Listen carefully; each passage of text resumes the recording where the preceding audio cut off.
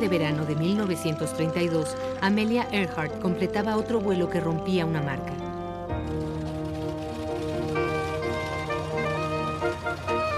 Unas semanas antes había hecho historia al convertirse en la primera mujer que volaba sola atravesando el Atlántico. Ahora era una superestrella y todo lo que hacía fascinaba al público. Ayer despegué de Los Ángeles como a las 12 p.m. y aterricé en Newark esta mañana, después de un trayecto sin paradas transcontinental. ¿Cuál fue su carga en el viaje? ¿De comida? De comida y líquido. Bueno, traía algo de agua simple, porque mi cabina es muy caliente, y traía un emparedado, por si acaso, aunque no lo comí. Traía chocolate caliente y un jugo de tomate que me gusta. ¿Qué contenía el sándwich? Era de carne Sí, de carne. pollo. Caminé en la calle con muchas estrellas de mi época, desde Greta Garbo hasta Paul Newman o Eleanor Roosevelt. Ninguno atraía a tanta gente como ella. Era, debo decir, que sobrepasaba el estrellato. Tenía un extraño lugar especial que ella y Lindbergh ocupaban. Eran dioses que venían del espacio, y las personas se quedaban paradas para mirarlos.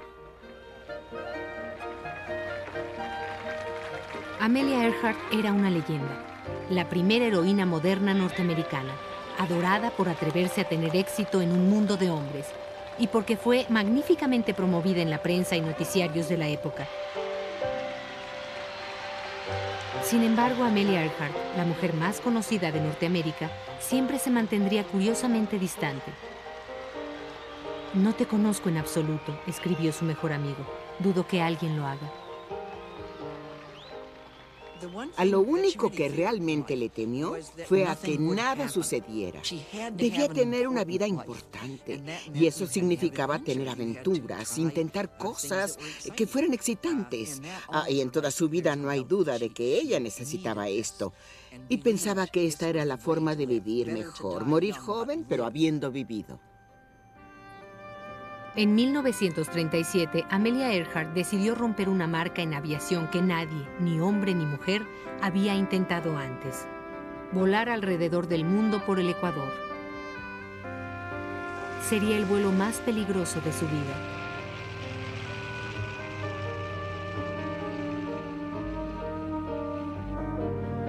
Para conseguirlo, Earhart necesitaría meses de preparación y mucha suerte.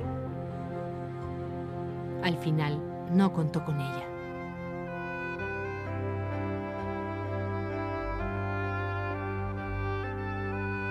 Amelia Earhart.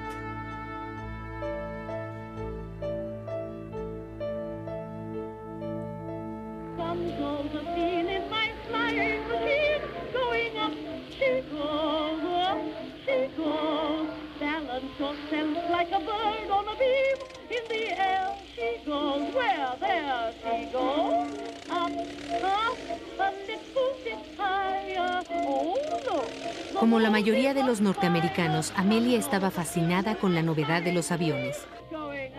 En la Navidad de 1920, cuando tenía 23 años, su padre la llevó a la inauguración de un nuevo aeropuerto en Long Beach, California. Ahí vio a pilotos sobre máquinas de madera y tela realizando acrobacias suicidas. Algunos días después, cuando pagó $5 por su primer vuelo, supo que volar era más que una simple moda. En cuanto despegamos, escribió, sabía que tenía que aprender a volar. Creo que quiero volar, le dije a mi familia casualmente esa tarde, sabiendo perfectamente que moriría si no lo hacía. Amelia Mary Earhart fue criada por su dominante madre para que se convirtiera en una joven victoriana, cosa que no sucedió. Cuando Earhart tenía 7 años de edad, le dieron un trineo y se fue a la cima de la colina con su hermana Muriel. Y en lugar de sentarse sobre él, como su abuela le había dicho, se tiró sobre él. como comúnmente se dice, de cabeza, y corrió colina abajo. Una carreta con caballo iba cruzando la calle y pasó justo debajo de ese caballo. Evitó las patas del caballo y emergió triunfante saludando a su hermana después de eso. Esta es una indicación que luego veríamos más claramente adelante de que ella confiaba en su buena suerte. Amelia era fuerte a pesar de su difícil infancia. Nació en Kansas el 24 de julio de 1897. Ella y su hermana Muriel tuvieron una vida inestable, viviendo entre el mundo de la lujosa mansión de sus abuelos en Atchison y la paupérrima existencia de sus padres en Kansas City. El padre de Amelia, Edwin, era un hombre encantador, quien se ganaba la vida modestamente como abogado, pero eso jamás fue suficiente para la madre de Amelia, Amy. Durante el curso de su conflictivo matrimonio, Edwin se volvió alcohólico. Cuando Amelia cumplió 12 años, los Earhart se mudaron de Kansas, viajaron por el Medio Oeste, estableciéndose donde Edwin encontraba trabajo. Amelia adoraba a su padre, pero la defraudaba tan a menudo que aprendió muy joven a ser autosuficiente. Durante la secundaria, llevaba un curioso libro de recortes con artículos sobre mujeres pioneras en nuevas carreras. Este libro demuestra a una joven con aspiraciones poco convencionales. Era una solitaria. Había visto tantos cambios en la infancia que había vivido, en los muchos pueblos que conocía, en las muchas escuelas, que naturalmente esto resultó en una clase de insurrección. Creo que Amelia se aburría fácilmente. Al ser enviada a una escuela de modales en Pensilvania, Amelia no encajaba en el molde. Fue expulsada por actos como caminar por el tejado solo en camisón. Era una rebelde y tenía grandes ideales. Durante la Primera Guerra Mundial, cuidaba en Canadá de veteranos heridos y rápidamente logró una carrera en medicina. En sus 20s, Earhart vivía en Los Ángeles con sus padres cuando descubrió la aviación. En el campo Kinner conoció a otra joven quien accedió a enseñarle a volar por $1 el minuto. Earhart caminaba regularmente 5 kilómetros al campo aéreo, hacía cualquier trabajo para pagar sus lecciones y conducía un camión de carga para una compañía constructora para poder comprar su avión. La madre de Amelia le exigía que dejara de conducir el camión y que se comportara como una dama. De mala gana, ayudó económicamente a Amelia. Y para su cumpleaños número 26, Earhart tenía el dinero necesario. Compró un biplano nuevo y lo pintó de amarillo. La piloto aficionada también era una novel poeta. En la primavera de 1921 envió varias poesías a un diario bajo el seudónimo Emil A. Hart. Jamás fueron publicados, pero uno hablaba de su nueva pasión. Desde un avión, ni siquiera las purpúreas colinas que a los lagos retienen pueden mejor ver que yo la sombra que se escurre del corazón del crepúsculo. Desde siempre, Earhart se vio a la vanguardia. Era piloto, poeta y una fotógrafa aficionada. Ella se mantenía sola y, aunque había candidatos, rechazaba el matrimonio convencional y el confinamiento. No quiero algo todo el tiempo, dijo.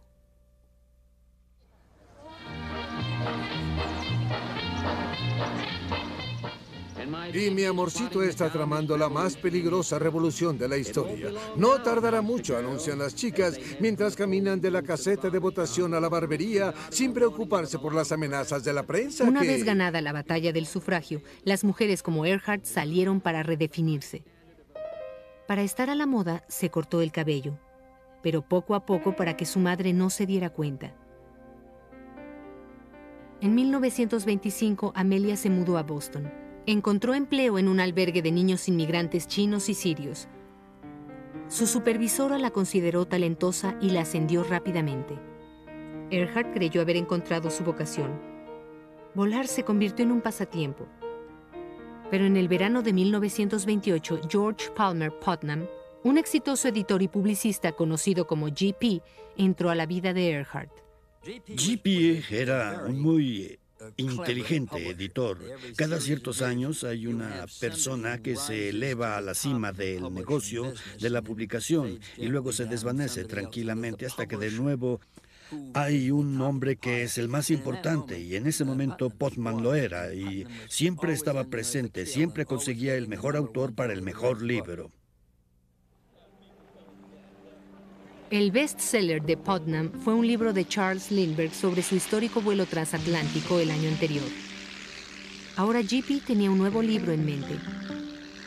Había sido contratado para buscar a la joven indicada, que se convertiría en la primera mujer que cruzara el Atlántico. El nombre de Earhart sobresalía en los círculos de aviación de Boston, así que se le invitó a Nueva York para que conociese a G.P. Su propio relato del encuentro revela lo perspicaz que era. Si descubren que estoy demasiado ansiosa, no permitirán que haga el viaje. Por otro lado, si me muestro muy fascinada, los galantes caballeros estarían deseosos de acabarme. Por lo tanto, es necesario que mantenga una actitud de mediocridad impenetrable. Y George entendió cuando la vio que ella era la señorita Lindy, que sería la versión femenina de Lindbergh. El sorprendente parecido de Earhart con Lindbergh, el hombre más famoso de Norteamérica, la hicieron el sueño de cualquier editor. Putnam le pidió que hiciera el vuelo transatlántico no como piloto, sino como pasajero. Amelia tomó la oportunidad. A partir de este momento, se le daría a conocer no solo por sus habilidades como piloto, sino por su gran belleza y carisma personal. Sin embargo, este viaje representaba un gran riesgo. Requirió de un gran valor decir que sí a esta propuesta, el aceptar volar el Atlántico. Creo que 14 personas habían fallecido en ese año desde que Lindbergh lo había hecho, incluyendo 3 mujeres, así que cuando despegó en ese avión, incluso como pasajero, no podía saber que iba a sobrevivir, pudo haber muerto. El vuelo de la amistad, como fue llamado, se planeó en secreto, tanto para capitalizar el drama del evento como para derrotar a otras 2 mujeres que contemplaban la misma proeza. El 3 de julio de 1928, vestida con un traje de vuelo de piel, Amelia se reunió con el piloto Wilmer Stoltz y el mecánico Louis Gordon. George Putnam presenció el despegue. Sin fanfarrias, el nuevo trimotor Amistad anaranjado despegó de la bahía de Boston en las primeras horas de la mañana. El avión despegó con dificultad. Cuando lo hizo, se inclinó y se abrió una puerta. Ella rodó por el piso del avión. Consiguió asirse de un tanque de combustible y logró estabilizarse a tiempo mientras el ingeniero daba la vuelta y cerraba la puerta. Y de hecho la sellaba con una soga. Estaban en vuelo. El vuelo de la amistad fue más bien una sucesión de situaciones como esta. Tenían que aterrizar primero en Nueva Escocia. Estuvieron 13 días bajo la lluvia. Mientras tanto, el piloto Wilmer Stoltz se dedicó a embriagarse la mayor parte del tiempo. En la 13ª noche se reunieron y decidieron que sin importar el estado de Stoltz, partirían al día siguiente. A pocas horas del despegue, el avión fue envuelto por niebla, luego nieve y hielo. La radio se averió. Volaban a ciegas. Con poco combustible en los tanques, finalmente divisaron tierra. Tras 20 horas y 40 minutos, el Amistad acuatizó en Buryport, Gales. Casi de inmediato, 2,000 personas se reunieron en el muelle para recibirla, animosos de estrechar su mano y conseguir su autógrafo. No creo que haya tenido idea de que se convertiría en la clase de celebridad que fue cuando aceptó volverse parte de la tripulación de la Amistad. Creo que se sorprendió cuando las personas estaban tan emocionadas con ella. Decía, pero los muchachos, ellos tripulaban. Pero Stoltz y Gordon fueron ignorados por la prensa. La heroína era la pasajera. Cuando la Amistad acuatizó en Inglaterra para la bienvenida oficial, otra multitud aguardaba ver a Amelia. Unas semanas antes, Earhart ganaba $60 al mes como trabajadora social. Ahora tomaba el té con George Bernard Shaw, bailando con el príncipe de Gales y cenando con Lady Astor. George Putnam había elegido una ganadora. Heroína del cielo, 3 hurras para la señorita Amelia Earhart, Lady Lindy. Aquí ven a Lady Lindy, cuyo vuelo triunfal a través del Atlántico le ha ganado la admiración del mundo entero. ¡Qué maravillosa mujer! ¿Y cómo se parece a Lindbergh?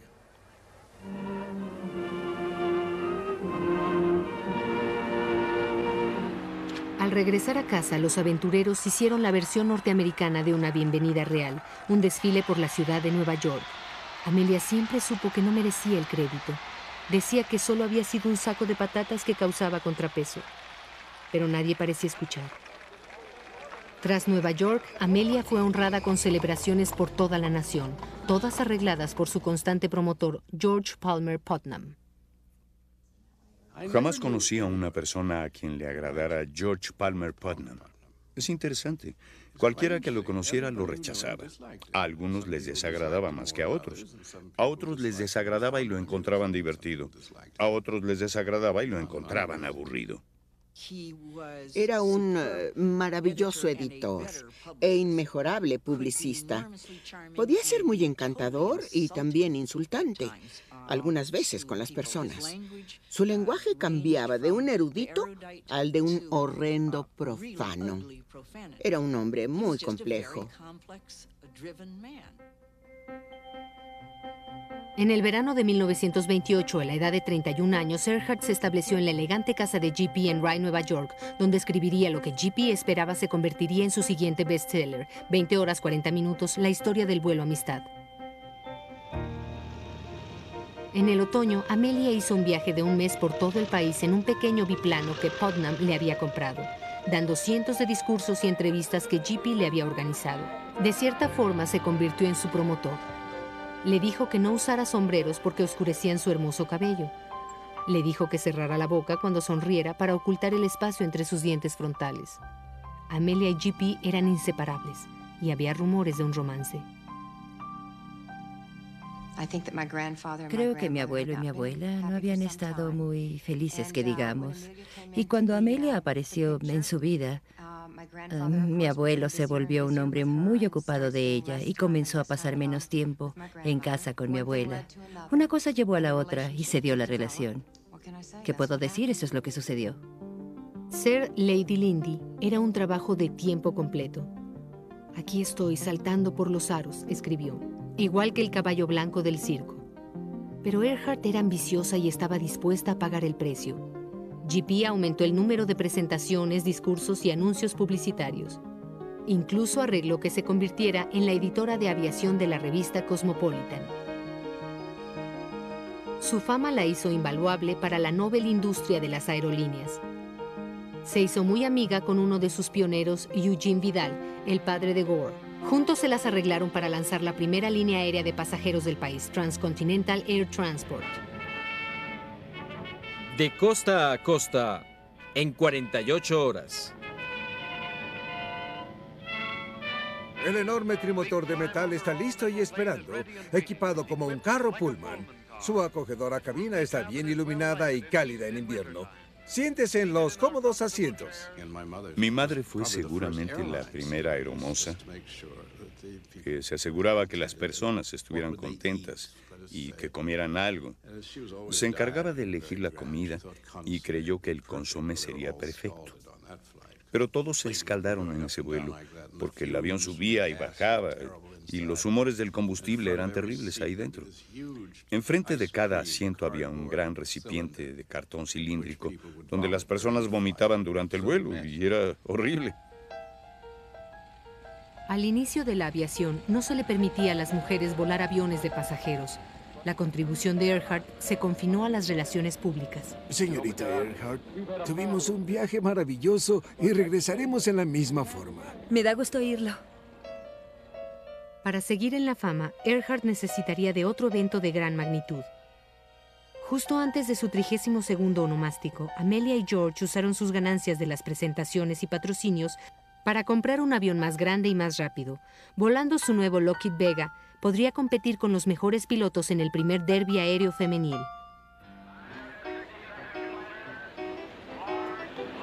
En el verano de 1929, Earhart fue una de las 20 competidoras que entró al derbi. Bobby Trout era otra. Éramos todos unos personajes, éramos de otra raza, estábamos medio locas. Creo que la mayoría de las mujeres que estábamos volando sabíamos que era algo peligroso en aquellos días cuando esto inició. Pero era una cosa tan interesante, tan maravillosa, que todo aquello, bueno, era como un magneto, sí, atraía a las personas a volar. En la nave número 6 está la famosa Amelia Earhart, la primera mujer que sobrevoló el Océano Atlántico. Viene volando un Lockheed Vega. Pero la habilidad de Amelia Earhart no había podido alcanzar a su fama, y las otras competidoras lo sabían. Era destreza, no es como ahora que usas los instrumentos, así que tenías que volar todos los días. Tal vez Amelia hubiera sido una natural si hubiera tenido la debida instrucción y la demanda de práctica que se requería, pero parecía que jamás practicaba para destacar.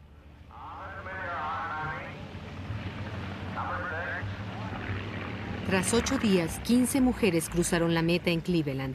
Amelia llegó en un lejano tercer lugar. Era el aeroplano más veloz y con mayor potencia en esa carrera.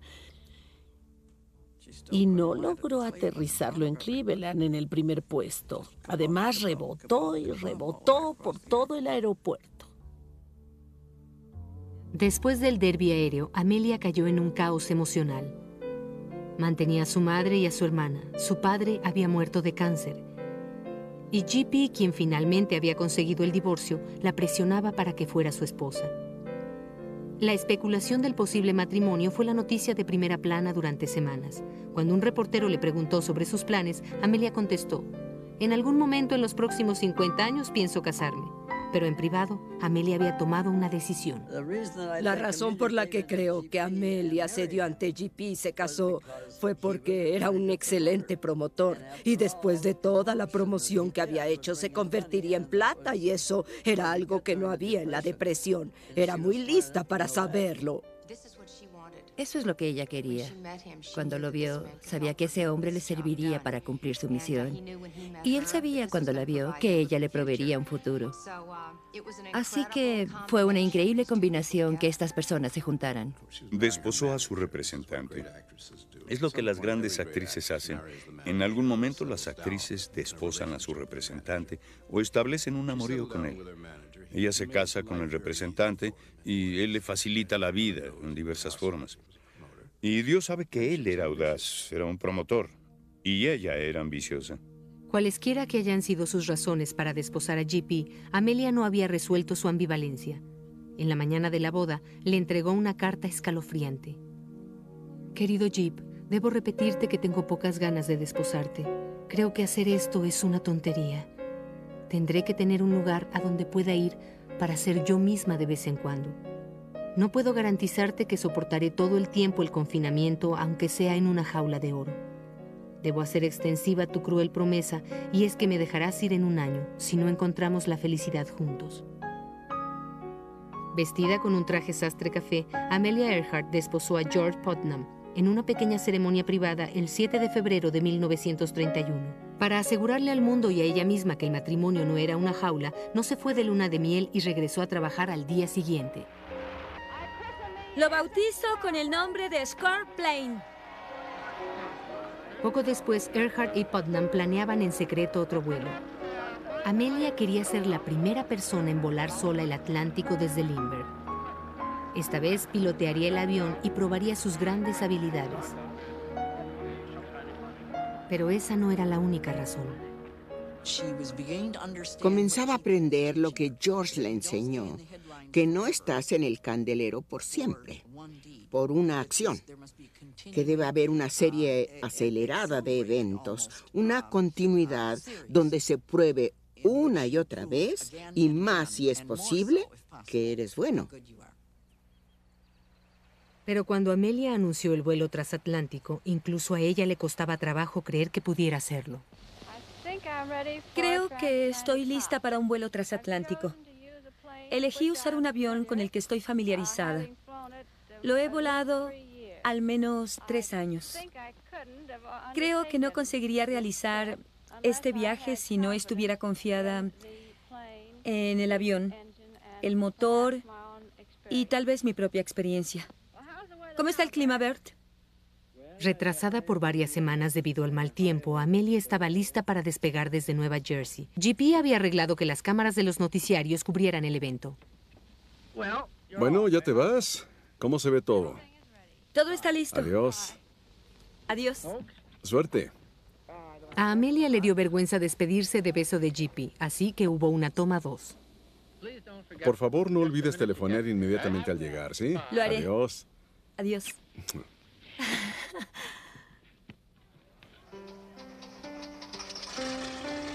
En el 5º aniversario del vuelo de Lindbergh, el Vega estaba listo. 10 personas habían muerto intentando cruzar el Atlántico desde Lindbergh, y el mecánico de Earhart creyó que ella tendría una oportunidad en 100 de sobrevivir. Un poema que escribió Amelia revelaba lo que sentía por tomar tal riesgo. El valor es el precio que la vida exige para darte paz. El alma que no lo sabe, no sabe desprenderse de las pequeñas cosas, no sabe vivir en soledad temerosa, ni de las montañas altas con amargas alegrías que escuchan el sonido de las alas. Llevaba 4 horas cuando se encontró con una tormenta. Elevó su avión, pero este se cubrió de hielo. Entonces descendió hasta que vio las olas para quitarse el hielo. No tenía contacto de radio con nadie. El múltiple de su motor se rompió y las llamas estaban saliendo. Había un tanque de combustible sobre ella que comenzó a gotear y la gasolina estaba cayendo sobre su frente y le entró en un ojo. El sistema de navegación no funcionaba y casi pierde uno de los cabos de Irlanda. Pero después de 15 horas en el aire, aterrizó a salvo en un campo aislado en Londonderry. Al día siguiente, GP envió las cámaras de noticias y Amelia escenificó su arribo. Terminó la travesía. Ahí está, sana y a salvo en una granja de Irlanda, al completar el primer vuelo hecho por una mujer cruzando el Atlántico. Y aquí están los granjeros a quienes Amelia les dio la sorpresa de su vida. Los mensajes que sostiene son felicitaciones de todas partes del mundo.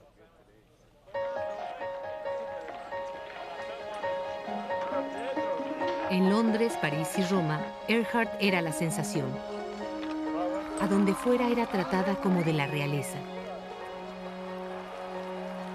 GP se encontró con Amelia en París. Miles de espectadores llenaron la calle de su hotel y otros gritaban bajo su balcón hasta que ella y GP salieron a saludarlos.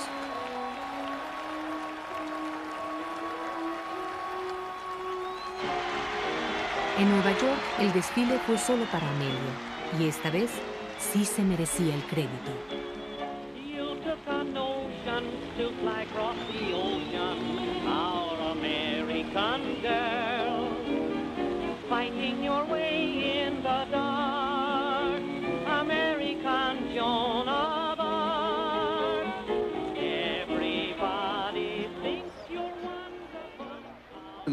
Durante la depresión la gente quería ídolos, obviamente para que los distrajera de la realidad cotidiana. La aviación era una alternativa. La aviación era literalmente de los cielos, comparada con lo que sucedía en la tierra, y ella era parte de eso. Mostraba lo que una mujer podía hacer y que una mujer no era diferente a los hombres cuando se trataba de volar un avión. La apariencia de Earhart era una mezcla única de lo masculino y femenino, y la hizo muy atractiva. Flash informativo de todas partes, Londres. Las multitudes desafían la lluvia para verla. ¡Viva Earhart! Francia saluda a Amelia.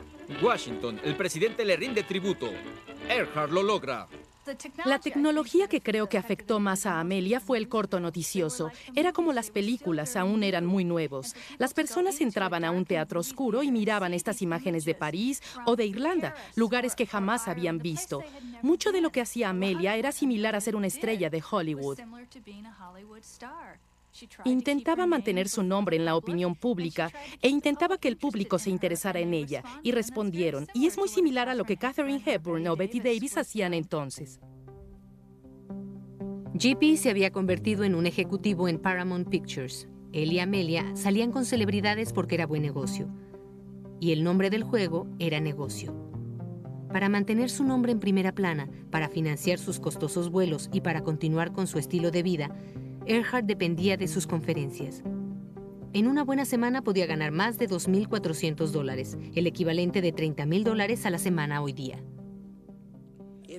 Era una cadena, una increíble cadena de conferencia tras conferencia, noche tras noche. El comité femenil a veces le pedía desayunos, luego almuerzos, luego daba conferencia, luego en la tarde, luego en la noche en la Cámara de Comercio, daría otra conferencia y luego de vuelta al auto a medianoche y seguía con el siguiente pueblo y esto duró como 4 meses seguidos. Earhart tenía una fuerte conciencia social y ahora usaba su fama para promover sus causas. Predicó el pacifismo con las hijas de la Revolución Americana, habló a favor de la aviación comercial, incluso alistó a su buena amiga Eleanor Roosevelt a la causa. A donde quiera que fuera, Amelia luchaba por las mujeres. Lo he sufrido en carne propia y sé que hay discriminación contra las mujeres en diversas formas de la industria. Un piloto es un piloto. Espero que esa equidad pueda ser traída a otros campos para que los hombres y mujeres puedan triunfar con igualdad en cualquier empresa que realicen. Tenía muy poco tiempo para su vida privada. Cada vez que podía se retiraba a Rye, Nueva York. Amelia le escribió a su madre: «Estoy más feliz de lo que hubiera imaginado que pudiera estar. Creo que todo esto fue lo mejor». Parecían tener al menos los primeros 5 o 6 años de matrimonio una buena relación. Ella lo encontraba muy atractivo. Al mismo tiempo, no había la clase de amor que uno espera en lo que se dice un matrimonio feliz. No había evidencia alguna. Cuando Amelia y mi abuelo estaban en público, tenía apariencia de negocios. Pero en el momento que estaban en casa, se convertían en una pareja de esposos. Ella era dulce y también lo era él, pero jamás en público.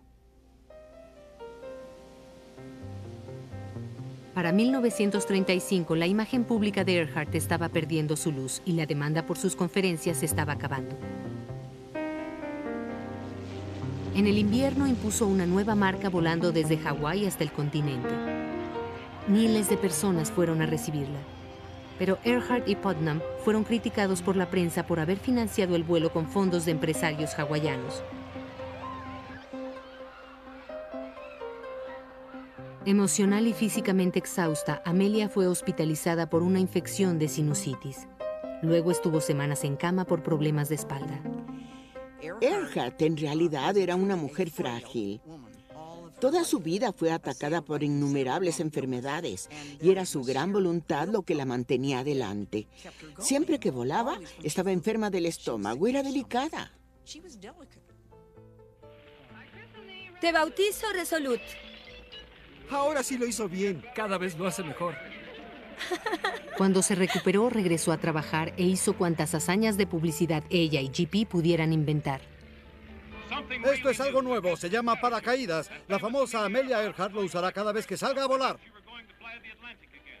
Aunque para entonces Amelia no necesitaba de otra marca, no podía detenerse. ¡Cuidado abajo!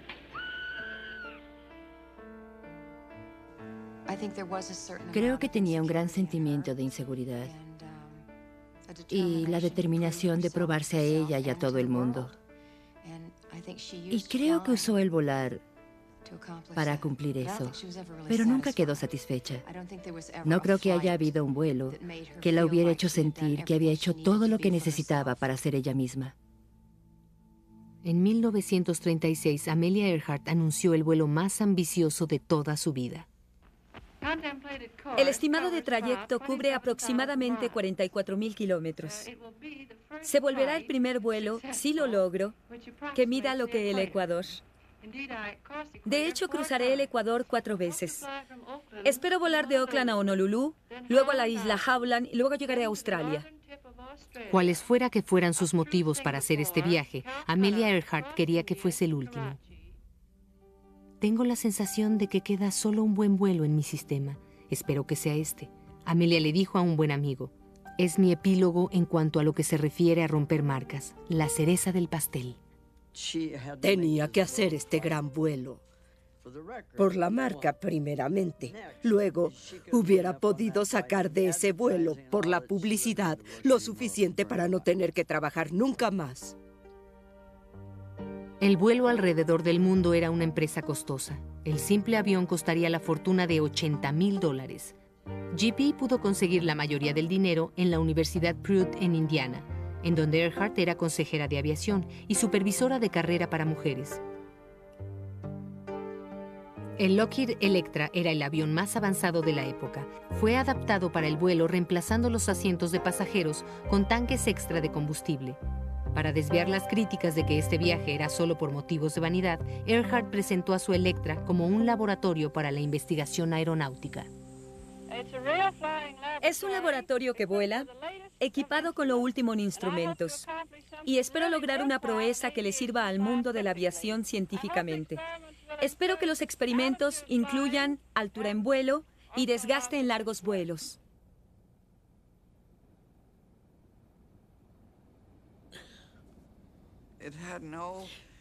No tenía ningún valor científico, ya que todas sus partes ya habían volado en un momento u otro.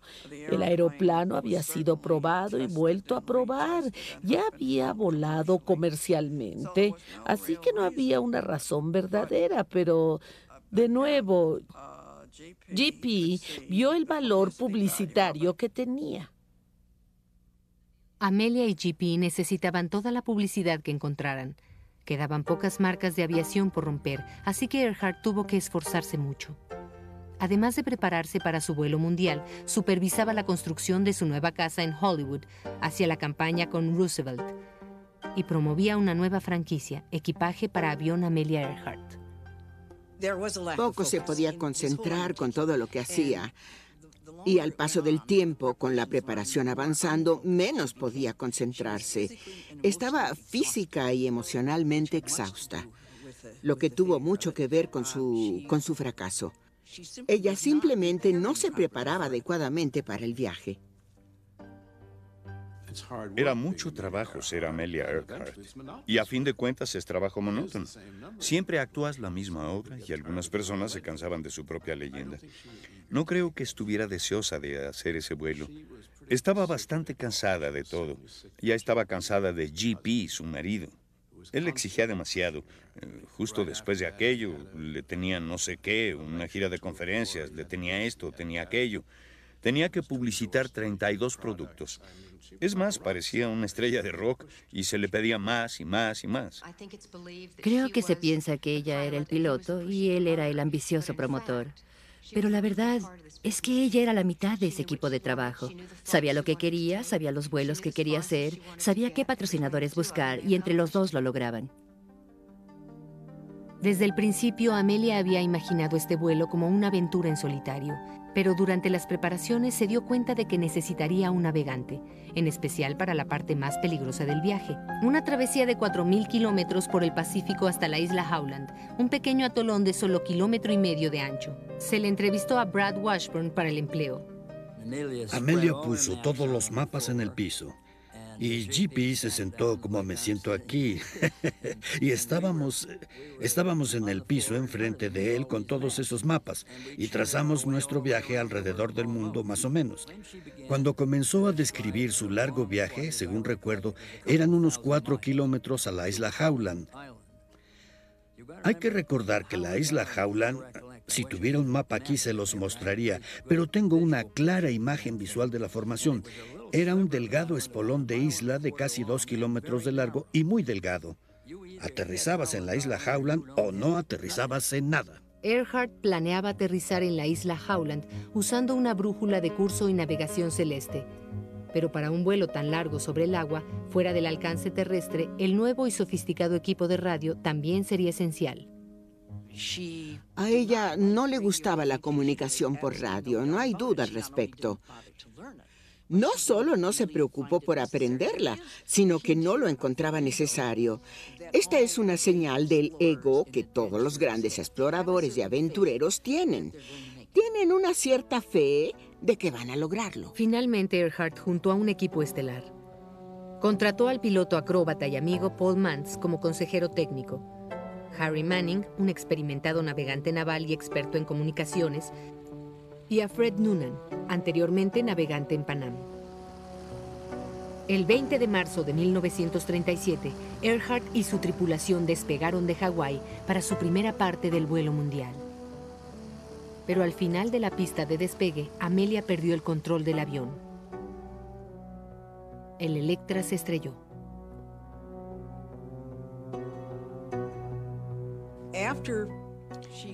Después de que despedazó el avión en Honolulu, sintió miedo por primera vez en su vida. La inmensidad del proyecto le golpeó en el rostro. Sabía que si perdía ese avión o fallaba en esto, quedarían en bancarrota ambos. George y Amelia sufrían una gran tensión. Se rumoraba que el matrimonio se acababa. Amelia le confió a algunos amigos que ya estaba cansada de JP. Pero una carta que él escribió deja una impresión diferente. Ambos reconocemos los riesgos y te amo profundamente. No quiero que corras riesgos y no quiero correr el riesgo de tener que seguir sin ti. Eso me hace sentir muy mal, sin contar cómo terminarías tú. Dios, pero una vez que haya superado esto, tendremos momentos muy felices e interesantes. También los tendríamos si por alguna razón decidieras renunciar. Pero Earhart no renunció. Juntos, Amelia y JP juntaron $32,000 para reparar los daños del Electra.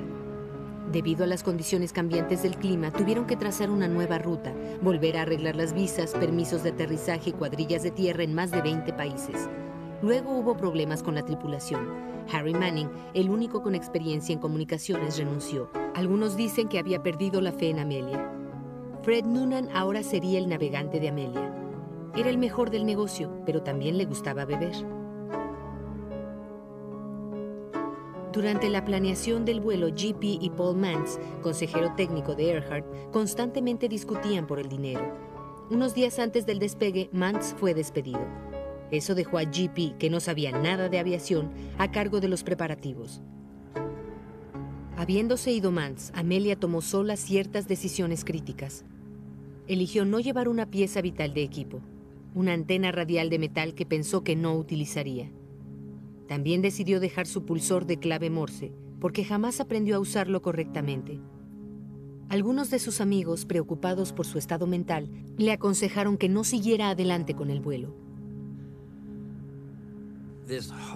Con todo ese cúmulo de información a la mano y lo que ella hizo con la misma y cómo ignoró muchísimas y fundamentales cosas, nos hacen creer que en realidad ella era una optimista patológica.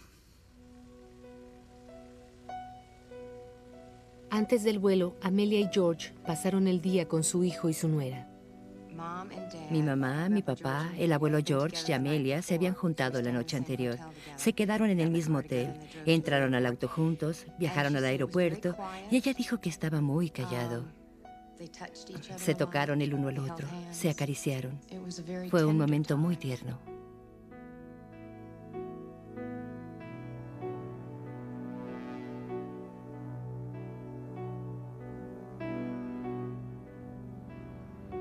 La mañana del 1 de junio de 1937, Earhart y Fred Noonan despegaron de Miami. En el último minuto, Amelia había dejado su paracaídas, el salvavidas e incluso su amuleto de buena suerte, un brazalete de pelo de elefante.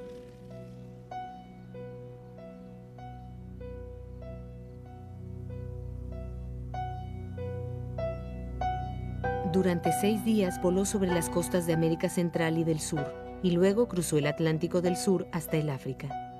Gore Vidal recuerda haber hablado con Amelia sobre esa parte del vuelo. Nos mostró el trayecto y le dije, ¿qué parte es la que te preocupa más? Ella dijo, África. A eso le tengo miedo.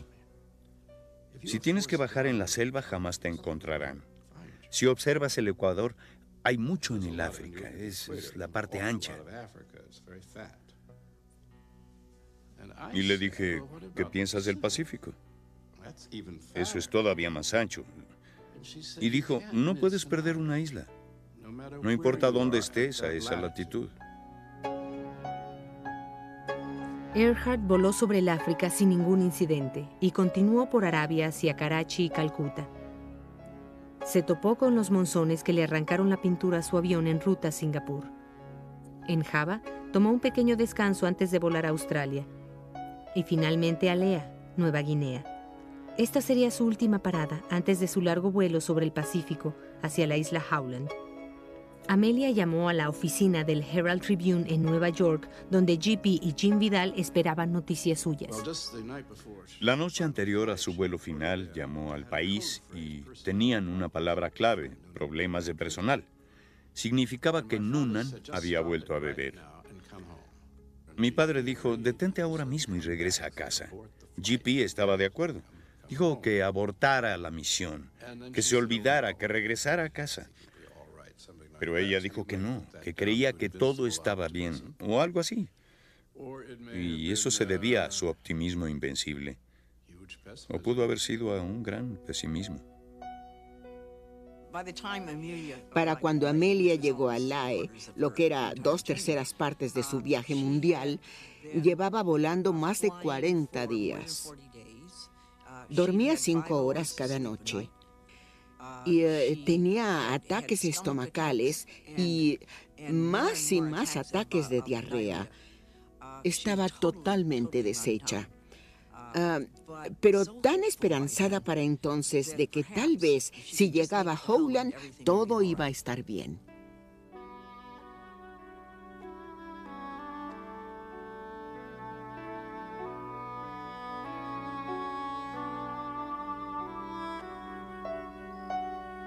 El 2 de julio de 1937, Earhart y Noonan despegaron de Lae, Nueva Guinea.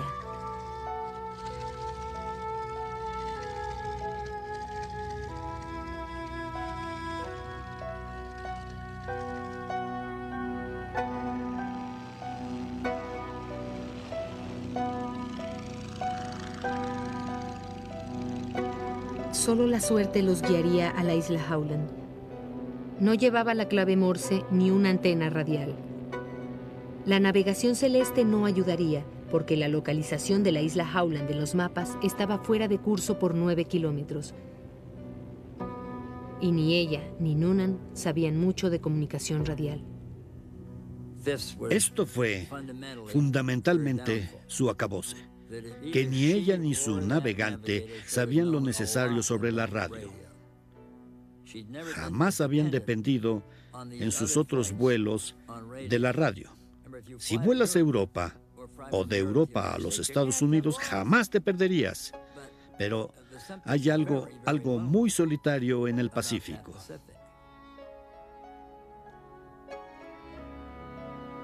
Cerca de la costa de la isla Howland se encontraba el guardacostas Itasca para brindar asistencia radial. Pero la falta de comunicación entre Earhart, JP y el guardacostas había sido muy grave y no se pusieron de acuerdo en qué frecuencia podrían hablar con el navío.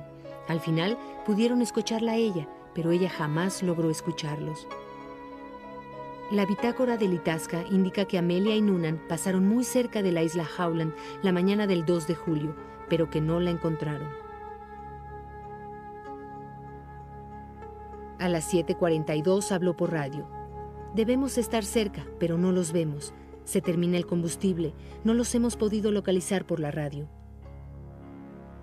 Minutos más tarde, otro informe. Llamando al Itasca, volamos en círculos, pero no los escuchamos. A las 8:43, cansada y sin aliento, estamos en la línea 157-337. Repetimos mensaje. Estamos en la línea norte y sur. El guardacostas continuó escuchando e intentó transmitir en toda frecuencia posible, pero su voz no se volvió a escuchar. Amelia Earhart jamás aterrizó en la isla Howland, donde una habitación y una cama se habían preparado para ella.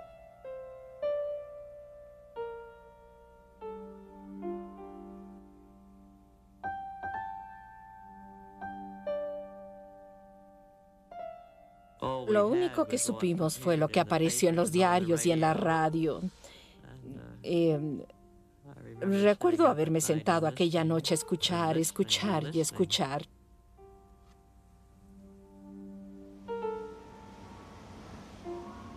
Amelia Earhart y Fred Noonan fueron objeto de la búsqueda más extensa que jamás se haya hecho para buscar un avión. El gobierno envió 10 navíos y 65 aeroplanos para peinar el Pacífico por más de 2 semanas. George Putnam, usando su propio dinero, frenéticamente siguió buscando a Amelia después que el gobierno había dejado de hacerlo. Pero 3 semanas antes de su 40º onomástico, Amelia se había marchado.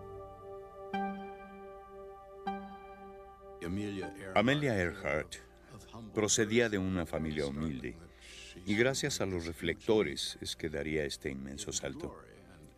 A la gloria en un mundo de hombres, en un campo de hombres, y se le adoró por ello.